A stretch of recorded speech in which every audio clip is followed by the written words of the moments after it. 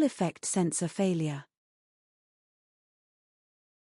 If a Hall effect sensor attached to a gauge were to fail, the next time the gauge tries to zero, the motor would just turn continuously. This video clip shows the minute stepper motor trying to zero after a software reset.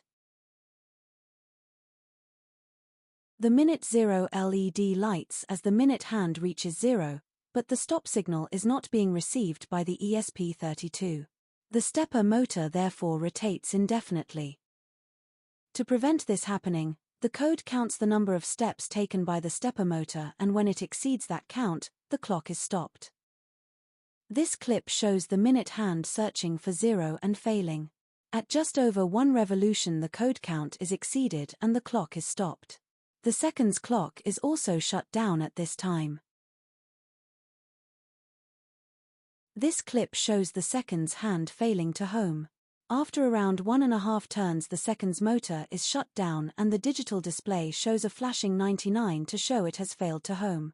If just the seconds hand fails, then the hour and minute hands keep working as normal.